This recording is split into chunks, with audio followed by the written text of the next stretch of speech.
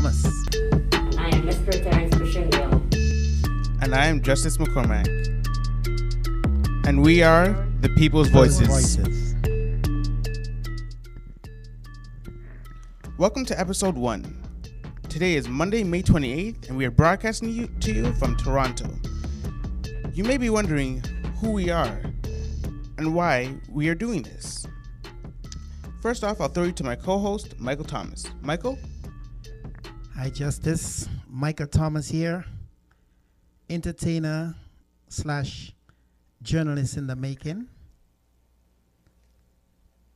My name is Terrence Bushinville. My reason for doing this is to be a voice for others, go there and help others, and just generally, hopefully, to make a change in the world. And I would take it to Justice McCormack. And I am Justice McCormack. I am currently 20 years old, and my reason for doing this is because I really, as well as Terrence here, I want to make a change in the world. I want to leave this life having made a difference and an impact. And I want to impact every single person that I meet in a positive way. So in this episode, we'll be discussing racial and gender equality, the legalization of marijuana, and disability and post-secondary education. First off, we'll start with equality. So lately, and this has still been going on, it's just a shame because this has been going on for so long and there hasn't been much change as far as racial equality goes. You see so much people just facing like this, they're all being put down simply because of the way they look. There's so much classification in our society and it really is a shame and it really just breaks my heart to see it. And because I'm thinking, as a man who's trying to start a family, it just breaks my heart because I'm thinking, how am I supposed to bring children into this world, telling them that people are going to look at you differently simply because of the color of your skin. And so you see this all the time. You see racial crimes. You see all this happening. You see targeted crimes based simply off the color of someone's skin. You see people, young men like myself, not being able to get jobs simply because of the way they look. You'll make the phone calls and everything. They'll call you in, but the second they see you, they'll tell you, oh, you know what? This position's already been filled. And you're already getting in trouble at work. Like me, myself, I'm always having to watch on the line because I know that they're watching me even harder than they're watching other people. And so it's a bit of a struggle, but at the end of the day, you got to do what you got to do.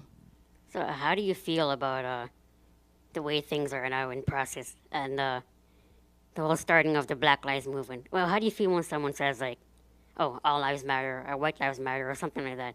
Do you feel that contradicts the Black Lives Movement, or you understand where the person may be coming from, but you still feel that the emphasis is really on the black people, not the other people don't matter, but given what the movement is about?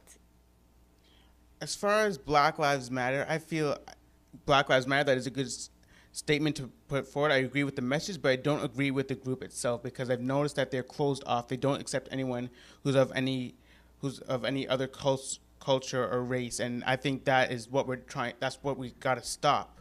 We got to increase racial equality for all because we want is equality. We don't want one race above all. I don't want to put black people above white people or anything like that. So all lives truly matter, and that's the message that I want to go for, and that's exactly why I don't exactly agree with Black Lives Matter, because they don't put forward that message of all lives matter. I think that's the message that we should be teaching in the schools. That's what we should be teaching to our children. That's what we should be teaching to grown adults, because we need to put forward the message that all lives matter, and everyone should be treated fairly. Not everyone should be treated the same, because we're all different at the end of the day, but we shouldn't put one race above another's. We shouldn't judge someone simply differently because they look a different way than us. I mean, Michael, what are your thoughts on this? Well, I'm leaning to your side that all lives matter because it's definitely a fact. Jimmy Cliff, the famous singer, once said that the life of a living dog is better than a dead lion. So I agree with you on that. And the teachings in the school and other institutions should be that kind of teaching, that all lives matter. Because if you're going to just say Black Lives Matter, then you're opening yourself to scrutiny, where people can ask you, well, what about Chinese lives? What about Indian lives? So you want story, my brother. Keep going. Yeah, I agree with that, because at the end of the day, all lives do matter. And one shouldn't be valued more than the other life. As you say, equality rights, which is essentially, like, I think, is a big point. I can't say all of Toronto is missing, but a lot of people are missing. And I can say that's true because that used to be who I was too. I didn't really realize, okay, what was unfair or in or what maybe wasn't right or something along those lines. But how does that make you feel though? Like you're in the city of Toronto, which we say is the best city or one of the best cities in the world, which I don't disagree with. Can we use improvement? Of course we can. So how do you feel that Toronto as a community come together to improve the problems within the black community?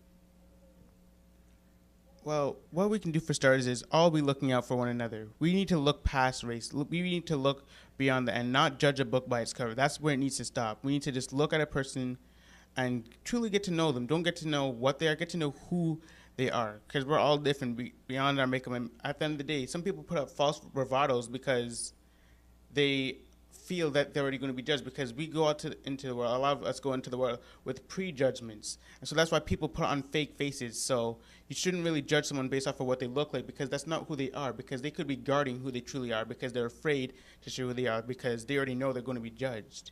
So if you take the time to truly know someone, then that's where we can start. Sit down with someone, have a beverage with someone, share a cup of tea with somebody, get to know them, get to know who they are, why they do what they do. I couldn't agree better. So, Mike, I'm going to ask you now that why is it that maybe some people they just can't seem to look past this whole race thing and just be racist even as we speak today? Like, does it come back from previous years, maybe when you were a child? Well, my take on that is simply, if you were to put like 3-year-olds in a schoolyard, 10, 12 of them, mix the race. Give me 3 blacks, 3 Indians, 3 Chinese, 3 Scottish kids, 3 English kids. They are all going to play and laugh with that ball and be all over each other until lunchtime. Racism is taught. It's not something you just grow up with. It's taught, and it's taught around the dinner table. It's taught at a very early age. And we have to remember that children are like sponges. Sometimes you don't have to sit them down and tell them, well, okay, don't play with the kid next door. Is what they hear you saying about the kids next door parents. They learn, and they learn really fast, and they don't forget. So we as adults has to be very careful the message we pass on to children, because they learn and they become replicas of us. And if we are racist, there you go. That's your children. It's like the great Nelson Mandela once said, racism is a learned behavior. We're not born into this world judging people. We learn that and we picked it up as we go about through our lives. So just as it can be learned, it can also be unlearned. And that's what we had to start teaching the children in the school. And I noticed that I really have been doing stories, and I went out and I did studies myself, and I talked to a lot of people in the black community. And what I found, like just in Brampton, what I found is that a lot of people feel that they don't teach enough black history in schools, and that's the problem, because they don't know enough about it, and that's why they have all these prejudgments about it. Which reminds me to ask, do you feel like there's just too much of a lack of, not even the Black History Month, but black history in general? Because I remember growing up in elementary school, middle school, and even high school, when Black History Month came, or Martin Luther King Day, or whatever that related to the black community, the schools celebrated it. They taught us about it, or as best as they could. The point is they acknowledge it. And nowadays when I look around, the day passes by, Canada doesn't seem to, well, I can't say Canada, maybe Toronto, or schools themselves, they don't seem to be doing anything. And it's not just the schools, like, we don't even acknowledge it on the news or anything. Whether that's Martin Luther King Day, or another figure, or even the Black History Month itself. I see it pass by, like, these days, like it's nothing. Why do you think that's maybe happening? Of course, and that's the problem, is that they only just celebrate for 1 month. But no, that's not the problem. You can't just treat someone well for 1 month. It's like the same thing as treating someone well, just giving someone dedicated. You just treat someone well on their birthday. You don't just treat someone well on their birthday. You treat them well for their whole life, every single day out of the year and going forward. And that's the thing. Black History Month needs to be expanded beyond just 1 month. We can't just teach the history just in 1 month. It needs to be incorporated into the curriculum, and we need to be teaching these children, and then that will be going forward. And then, so basically, it needs to be incorporated into the curriculum, and it needs to be taught every single day. Just as you teach math, you teach English, you teach sciences. It needs to be incorporated just like that. They should be teaching black history just like that. Yeah, because education, basically it's everywhere in life, not just in schools. And as Michael said, if someone can teach a kid how to be racist, what to say you can't teach the kid how to unlearn that and be not only be better for themselves but the community they happen to be in as well. Exactly, because this needs to start somewhere. And where we can start is teaching future generations, the future generations that will take over and mold this world. We can teach them how to act. We can show them that this is not the right way. We can teach them what we need is a paradigm shift of how black people and everyone, every single race has been treated. So we can show them how the world should truly be, and then they can carry that knowledge going forward. We can start with the young. That's where we can start. And then they'll carry that forward as they go forward. So what are your thoughts, Mike, on maybe where we're at racism now and how we can go forward in the future? Well, I'd start with a little continuation of the Black History Month because I have Yeah. a little analogy I would like to add to that. For me, the Black History Month to me, I don't roll with it simply because if you beat your girlfriend continuously and you wait until the 14th of February to buy her roses, you're not serious. Because then you're going to tell her what is Valentine's Day and you treat her like crap all year round. If you treat her like the lady she is all year round, then every day is Valentine's Day. And that analogy goes for Black history. Like Yes. Justice was saying, you don't answer a guy very nicely on the phone, and when he shows up for the job and you look at him and he's got dreadlocks and whatever, you tell him the position is taken, then what month are you celebrating? Couldn't be Black history. It would be no month at all. There you go. So that answers the question, and that's the way to go forward from that is just like we keep saying, but you can't just keep saying it.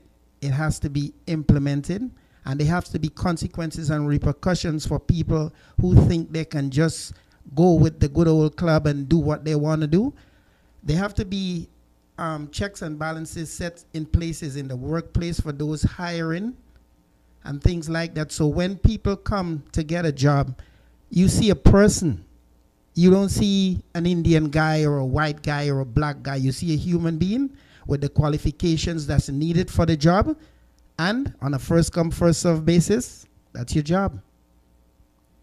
You're 100% right in that because even though I may not appear it, but part of my own family is black. So, I mean, I don't have the exact maybe knowledge or experiences you guys would have, but I think growing up in elementary school, I would remember not necessarily people I know, just rather people who are on the school ground or something like that. And like they were saying, oh, don't play with this and that kid because maybe they got a disease because it's color of the skin or in my case, a disability. And which I think is just poor judgment because why are we judging people based on these things? You don't know what they can do or what they have experienced. And not only that, it in a way it kind of degrades the person as well. They think, oh, there's something wrong with me. And they may grow up with that integrity or that idea, maybe who knows, for the rest of their lives. And they may never speak out on it because they're just too scared. And it really is a shame because, like you said, it creates identity crisis and people don't know who they are anymore and they don't know what it means to truly be black or to truly be Indian or to be Caucasian or just they don't know who they are anymore and they forget who they are because And they just simply believe, okay, I've been told that and I need to believe it. exactly because this society is telling them who they are. Like you already have your parents from a young age telling you who you are, but now you have society telling you who you are too, and it gets to the point that you get these contrasting views and you don't know who you are anymore and you forget who you are. And this has become a problem, and that's the issue. And we really need to fix this because we can't be telling people who they are. We need to let them figure out who they are for themselves, and that's through their likes and their interests and what they really like to do at the end of the day. Well, if you don't mind, maybe just sharing some of your experiences based on let's say, the inequality in the race, whether that's been the school ground or a job or anywhere else in life. Of course. Like, I'm just 20 years old. I'm only 20 years. And I've already experienced so much racism. Like, I've gone into a store and I've had the manager watching me from the moment I walked in there. And so this was at a local convenience store, Max. And so I went in there and basically the manager was watching me hard. And I thought, I hope there isn't a problem. So I just kept to myself. I behaved and just got my food and went out. And so then I went. They had sausages and hot dogs. And let me just tell you that they looked exactly the same. So I picked up a sausage thinking it was a hot dog. So I went up to the counter and I said, "Oh, I'd like to buy this." And this hot dog, and he said, "Oh no, that's a sausage." And I said, "Oh, sorry, my mistake. Sorry, I'll pay the extra money then." And he said, "Oh no, you're trying to steal from me." And I said, "Oh no, sorry, I honestly didn't realize." But he accused me of stealing. I'm not going to name the man's race because that's not really relevant. But all I'm going to say is that he was not black. And Like, how did that make you feel at the time? Like, what were you even thinking? it made me feel terrible because he accused me of stealing. And I said, "No, it's just a simple misunderstanding." He said, "Oh no, well, you don't have the extra money to pay for this." He said, "Oh no, sir, is it cash or like debit? How do you want me to pay?" And then he said, "Oh, I saw you picking up things." And I said, "Sir, I don't have anything." And then he just basically went from there. He just escalated to the point where he kicked me out of the store. And then just accused me of not being able to pay. And I said, "Sir, I have the money right here. I'm willing to pay if you prefer cash or debit." And he wasn't listening to it, and he kicked me right out of the store. So what happened after the situation? Did you just say, I just better off forgetting it? Or did you tell your parents or anything? Well, basically, I got home. My parents saw that I wasn't too happy, and they asked what was wrong. And then from there, they went to the store and then told the manager, "You can't be acting like this," and just basically I don't want to say put him, well, they tried to change his thinking is the best way I'm going to say this, and told him that you can't be treating people like this simply because of the way they look. That's not right. Because this is a young man here. You don't know where he's coming from. You don't know what he's doing. He has the finances to pay for this. So why are you not allowing him to pay? Simply because of the way he looks? And that man truly had nothing to say because he knew he was in the wrong and he had nothing to say. Right.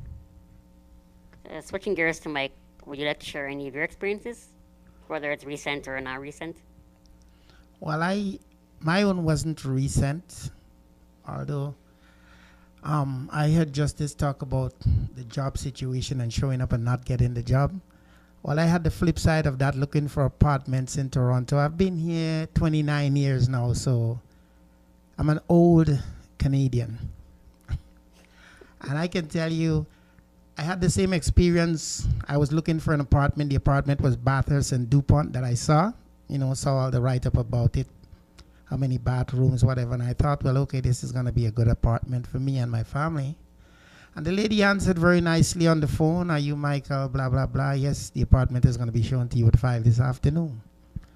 And lo and behold, when Black Me showed up there that evening at 5 o'clock, the apartment was taken. "You, Michael?" "Yes." "No, the place is taken."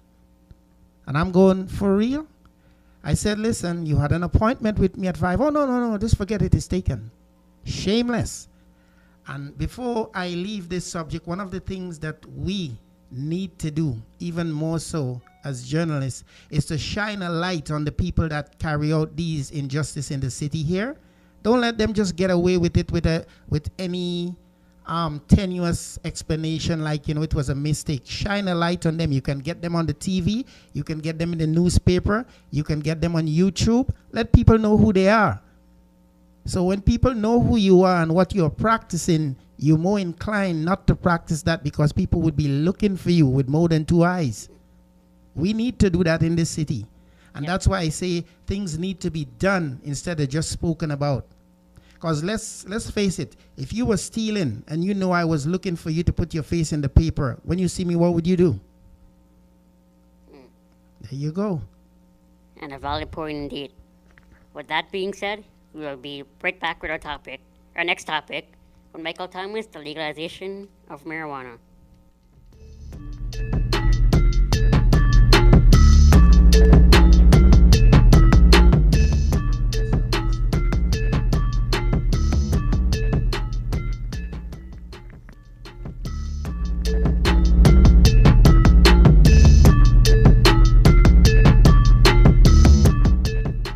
And now we're back with Mr. Michael Thomas with the legalization of marijuana. Take it away, Mike. Thanks, Terrence. The city is going up in smoke. And it's not like the city is burning, it's ganja smoke. Marijuana, as we know, it's in the process of being legalized. If my memory serves me right, I do believe it's July. July 1st. July 1st. That was a promise by the sitting prime minister before he got elected, that if he was elected, he would do that. Am I right? Okay, but I don't have a problem with marijuana itself because I don't use it and I don't smoke it, so it's not really my bag. But the issue I have here is a serious case of hypocrisy that I really don't understand, and I don't know how people who hold public office could be so two-faced. The people that are planning to benefit the most now from the distribution and sales of marijuana, a lot of them are some of the people that incarcerate people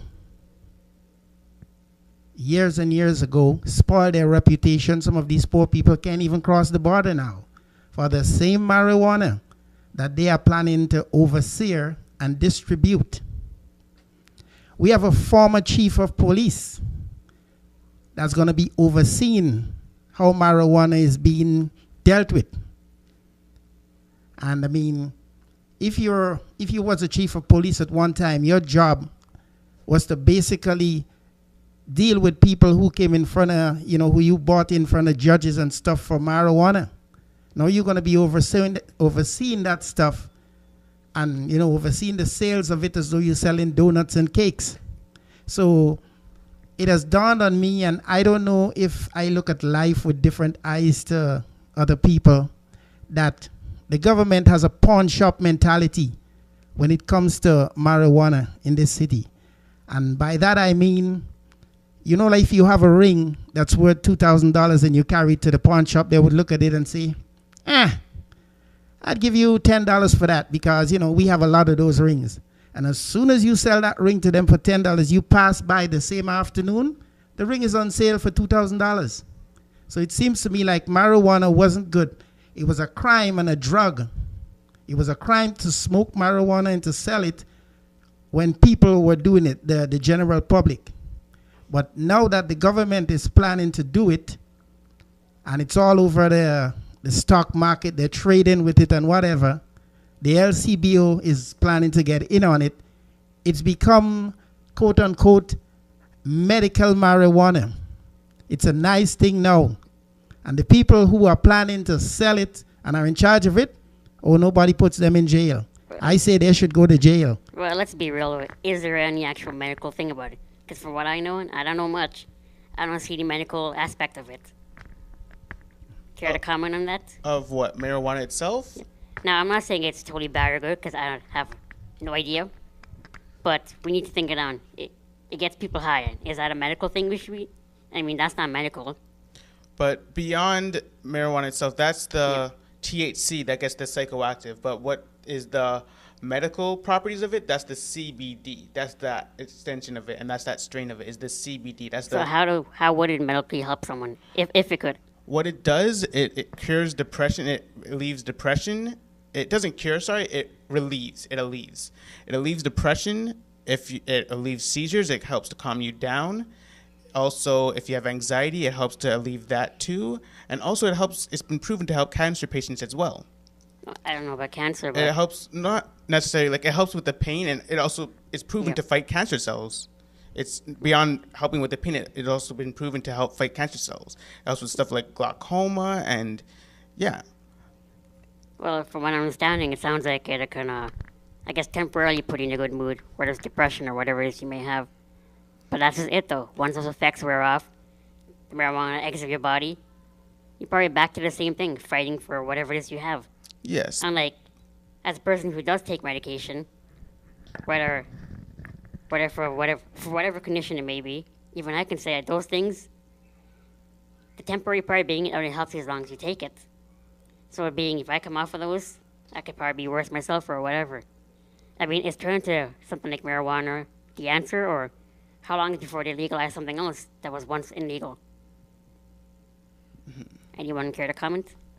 Well, you have to remember that the medical marijuana issue has not been around today. Right. It has been around for a very, very long time, a lot of decades. And again, I have to come back to the hypocrisy. There were a lot of people that was busted and brutalized and got their reputation tarnished, and everything that went with the bag of having marijuana, using marijuana for your purposes. And some of these people, I have to say they claim, because, I can't prove it, that they use the marijuana to, like Justice say, as a tranquilizer to calm them down, who was suffering from probably anxiety and whatever. But these people were busted and taken to jail. So my question to the general public now, and especially to the politicians who see the bottom line behind marijuana, who have planned to become the new pushers of marijuana, if you will, what has changed? I don't think much has changed, because from what I'm understanding, and correct me if I'm wrong on this, it seems like they're saying, okay, buy the marijuana from us, it's legal, and we'll take care of your needs. But then it sounds like, what if some guys run on the road, little marijuana thing? Does that mean they still go to jail because it's considered illegal on their part? Of course, they would have to do it under the governing body. It's like if you wanted to sell beers or liquor in Toronto, you'd have to have a license. They would have to do it under that body, and anything that's not been done under that body, you're eligible for prison time and for court time and for fine time. So the mentality is, it's only good when I do it. It's not good when you do it. The pawn shop mentality. Which goes back to the same thing. It all just boils down to business and how can we make some money. Exactly. And maybe how fast as well. Yeah. Yeah, and I'd have to add on to Michael's point as well. And it seems like they're not just doing this because they say, oh, no, we realize that marijuana is now okay. It seems like they're doing this because they want to get more control over it. So basically they're saying, oh, you can just do this now because we say it's okay. And that's the part that I don't agree with. Because I say everything in use in moderation is okay. Like, you don't want to use too much marijuana, but a little bit here and there is not too much of a bad thing.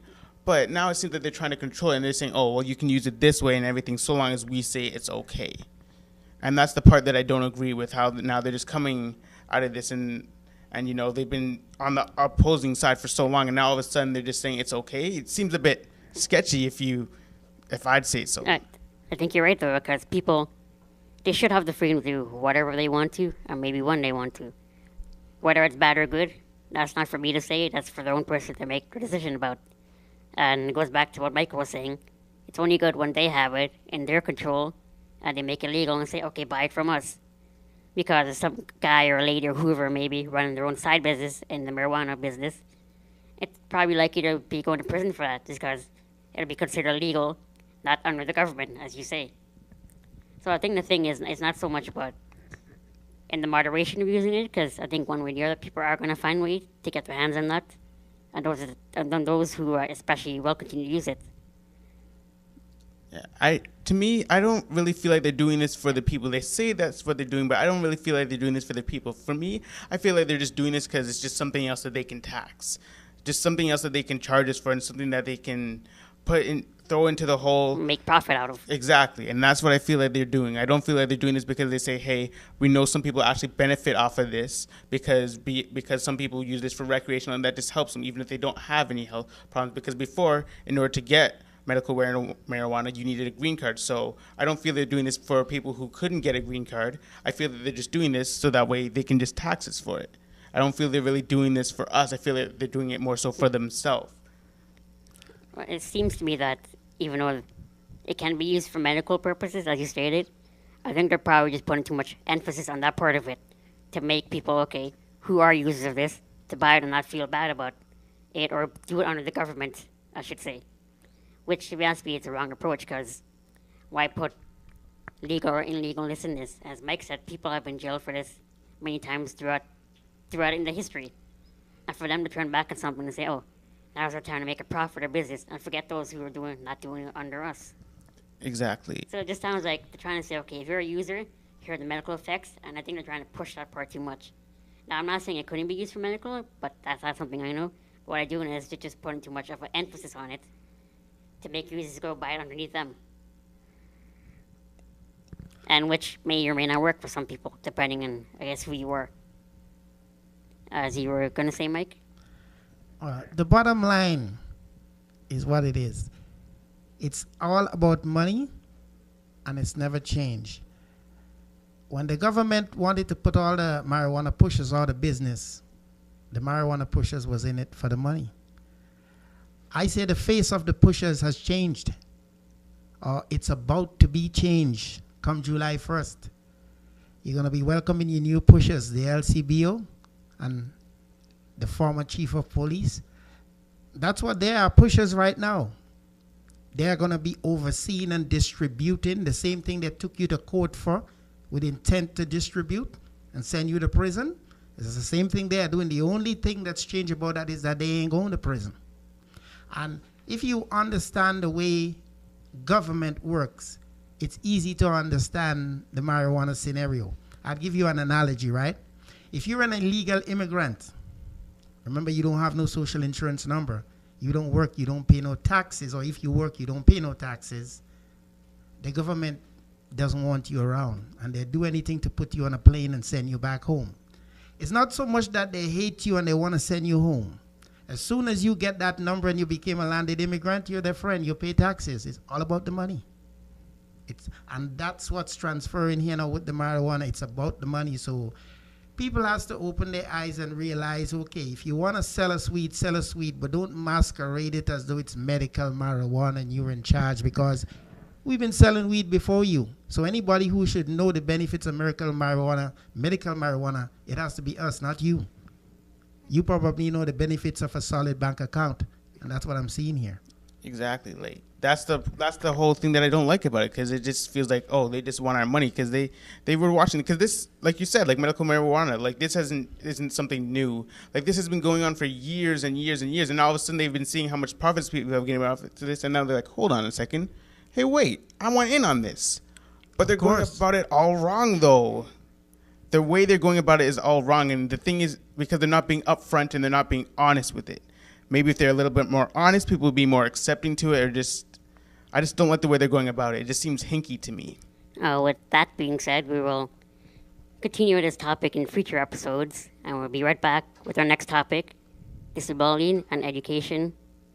Post-secondary education and disability.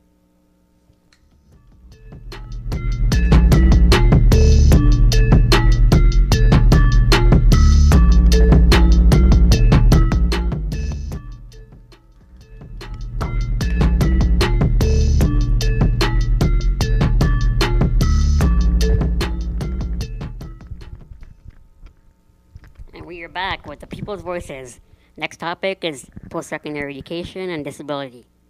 So as a young person who's about 22, soon to be 23, in Toronto, I am attending Humber College, and I'm starting to be a journalist in the journalism 3-year program. And I could say it's been many ups and downs throughout this program, because as a person with a disability, not only was it tough to make a choice to attend post-secondary, but also considering what my disability might impact me and how I can proceed with my academics, or what sort of obstacles may happen. And so really I had to consider many things, like the help I will need, my personal care, so using the bathroom and that type of thing, which I know is a very personal thing for many people, so some people may or may not be comfortable even speaking about it, and I totally respect that. And then how my disability itself works. So what I have is known as Duchenne muscular dystrophy. I'll repeat that again, Duchenne muscular dystrophy, which, to break it down, what muscular dystrophy is, it's a muscle condition where the muscles continue to get weaker as time passes on, and it impacts all muscles in the body.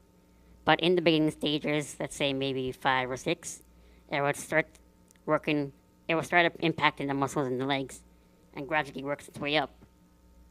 And what Duchenne is, so Duchenne is just the name of the French doctor who discovered it, so Dr. Benjamin Duchenne, and Duchenne was named after him, so Duchenne muscular dystrophy.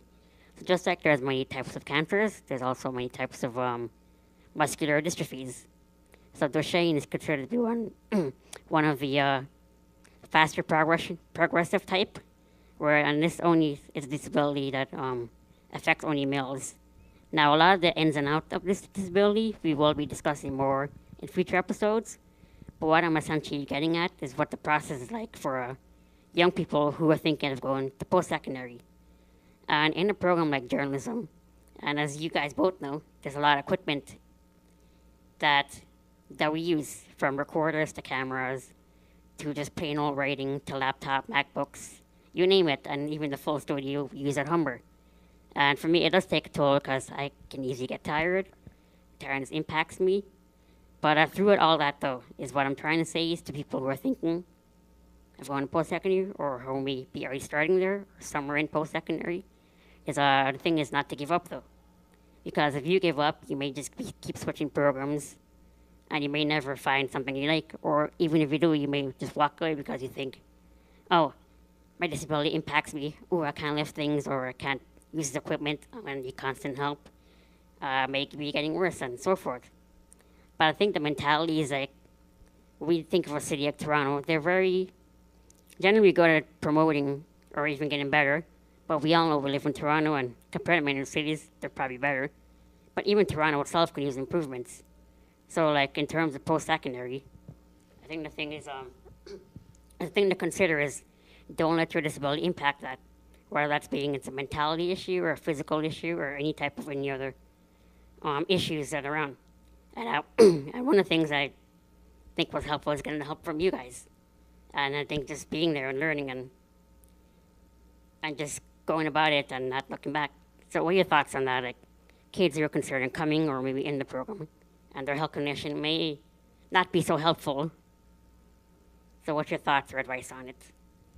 Well, with education today, whereas before, there was not as much accommodations put in place. Right. So it was a lot harder for someone who suffered or who has to go through life with a disability. Because I don't want to say suffer, because there's ways to help you so that way you don't feel like you're suffering. And so they put a lot of accommodations in place now that can help you, such as accessible washrooms, such as wheelchair ramps, such as some schools even rent out wheelchairs, and they give you special equipment. Because whereas Michael or I would just we just get our cameras and we're able to use that, but you need a lot more equipment to make sure you're able to properly use your camera. Like, you need extra rods and extra equipment and stuff like that. And the schools provide funding and stuff like that, and that's what people who are coming to the situation need to know. They need to know that there is a way that they can go through their education, so that way it makes it easier. And your professors know that they're very accommodating, and they're not hard on you. Because I know there's been this whole mentality about college is really hard, but there's ways to make it easier for yourself. It doesn't have to be difficult. There's people who can help you get through it and can make it a little bit easier for you. Yeah, I think it's more scary when you haven't been there or experienced, or you just taking someone's word for, okay, this is post-secondary and this is what it's going to be like. I mean, I think in every next step into school, whether that being middle school to high school to post-secondary, people just tell you, oh, it's going to be a whole lot tougher. But the part they don't tell you is like how you can succeed and what good days you still have out of this program, or any program for that fact. Exactly. Yeah.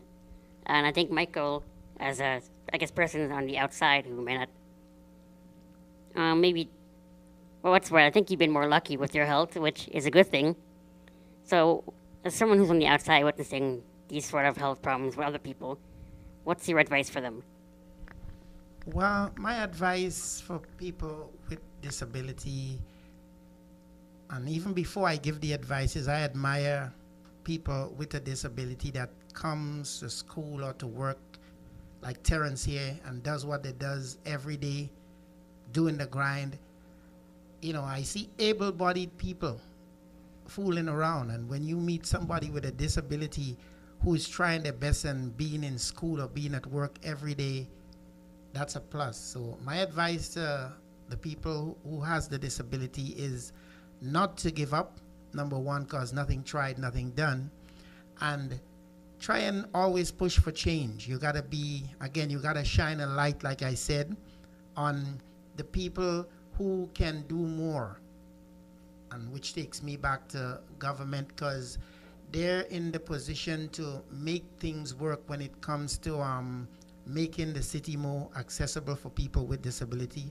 And like Justice rightfully said, guys like me and him can run around and get things and do things at a moment's notice. But people who are in wheelchairs and things like that need certain facilities put in place for them, because imagine you going down the street and you want to use the washroom very bad in your wheelchair, and you're like a hunter. You're looking like like you're looking for a deer in the forest. Is like, where am I gonna get a washroom that I can do my thing? And sometimes it's very, very hard for people with disability to find these washrooms, depending on which part of which neighborhood they're in. Of course there are lots of places, but there are a good amount of these places that are not wheelchair accessible and friendly to people with disability. Which reminds me of one of my most recent experiences. I walked into this pizza shop because I really had to use the washroom. So the door says washroom, as the sign, a gender neutral sign. I push open the door, but when I looked around, it was no bathroom I seen. What I seen, as I looked down, a bunch of steps leading towards the basement. It's like, seriously? Your washroom is in the basement, and I gotta take a bunch of steps to get down there. What foolishness is that? And in a situation like that, to be honest, it's like, you're shaking, you gotta use the bathroom. You're running around like a madman or a madwoman, whichever. And when it boils down to, you're like, you know what? I honestly don't care who sees me right now. I'm just gonna peep behind that bush or use the bathroom or whatever it is that you need to do. And you know what? If people see you in public doing that, at that point in time, like, I don't care. I gotta use the bathroom, and the truth is, you're the lucky one, if you're walking, that is, that can actually walk down those stairs. One of the most recent thing was I really had to use the washroom, so the best option I could think of was go between this car and these big trash cans and do what I need to do. I figured, you know what, if someone sees me, whatever.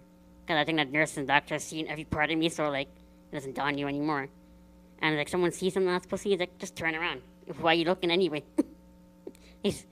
But the point I'm trying to make is, you find out Toronto, as accessible as they are, they need a whole lot of improvements. Because even the simple pizza shop store is like a bunch of steps. I get that might have been like an old area of Toronto, but like, we're in 2018. And I've heard by 2025, everything in Ontario is supposed to be accessible. Well, let's be real. That's just a promise that, well, it's going to be a promise until it gets there. And I don't think it will be 2025. But this is episode 1 of our podcast, which we will be discussing each topic more deeper and on individual episodes. Thanks for tuning in. This is Terrence Bishendale. I'm Justice McCormack. And Michael Thomas. And together, we are the People's Voices.